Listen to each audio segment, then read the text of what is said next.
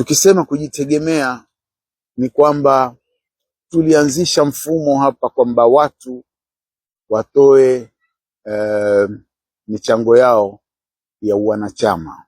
Hii michango ndio itakayo kutufanya sisi tuweze kudumu na tuweze kutekeleza mambo yetu hata kwa njia ya upole na utaratibu. Tukasema kwamba watu wenye kutoa shilingi 10,000 huyo tutampa gold member, na watakaofuata ni silver member ambao watakaotoa 5,000, na tukasema 1,000 ni kwa bronze members. Kwa hivyo ikiwa utatoa mchango wako huo, wewe utakuwa umejisajili kama mwanachama wa Iko Wapi Zamani. Kisha juu ya hii tuwe tunatoa shilingi 200 kila mwezi. Wengi waliojisajili wakatoa hizi 200 kwa mwaka mzima, yani anangojea mwaka mwingine uje atoe tena 200. 200 ni pesa ambayo tunasema kwamba hata mtu mlala hoi anaweza kujitafutia 200 achangie kiasi awezacho.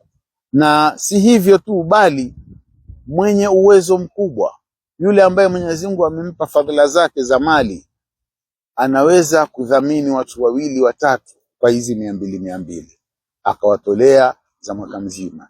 Sisi tukiwa tutakuwa na matarajio kama haya ya kuweka malengo yetu mbele kwa kujitegemea, basi sisi tutasonga mbele. Na hata kama tutasema tutafuta wadhamini, yule mdhamini atakuangalia wewe, target yako hii ulioiweka, una lipi ambalo wajisukuma nalo wewe mwenyewe. Akikuona una juhudi kiasi fulani, basi Mwenyezi Mungu ndio atakayemtia yeye yule imani, ili na yeye aweze kudhamini lile jambo mnalolisimamia. Tunajua kwamba tunayoyasimamia sisi mwanzo ni vijana wetu, kuinua talanta zao na kuzilinda zisipotee, kwa sababu kijana kama hatambuliki, juhudi anafanya, hakuna anayemwangalia, atawachana na haya mambo, kama wengi walivyoachana na mambo ya mipira kisha wakaingilia starehe, wakaingilia, na wengine si starehe tu, bali wanaangalia maisha, kwa sababu hakuna anayemtambua na juhudi anazozifanya.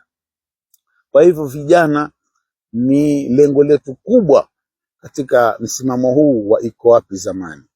Pili, wazee wetu ambao wengi wamekufa wakiwa katika hali mbaya ya kimaisha, hakuna anayewatambua.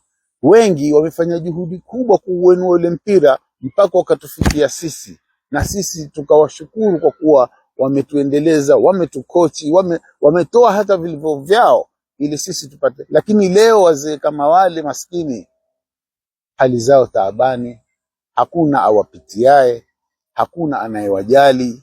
Kwa hivyo Iko Wapi Zamani tusaidia sisi kadiri ya uwezo wetu, hata kama ni mdogo, hata kama kwenda kumtembelea tu mtu kama aliyekuwa ni refari mfano au mchezaji wa zamani, leo taabani, ang'ang'ana, yuko apanda hospitali, akishuka peke yake hakuna amuulizaye. Wallahi sisi kama uwezo wetu ni kumnunulia panadoli, sisi tuko tayari tumtembelee, tumpelekee na panadoli. Bado hatujakuwa na uwezo huo, lakini Allah subhanahu wa ta'ala iko siku atakuja kuizalisha hii mbegu ambayo tunayoipanda leo, na si lazima sisi tuwe duniani. Hata kama tushaondoka, hakupotei kitu katika hisabu za Mwenyezi Mungu. Enyi wenye nazo, enyi ambao Mwenyezi Mungu aliwapa fadhila ya mali, tumieni mali zenu kwa njia ya busara. Watoto wenu wasiangamie, maskini wenu wasidhalilike, wagonjwa wenu wasiwe wanyonge mpaka wanaondoka duniani hali ya unyonge. Mlichopawa ni amana, na Mwenyezi Mungu atakuja kuwauliza amana hiyo.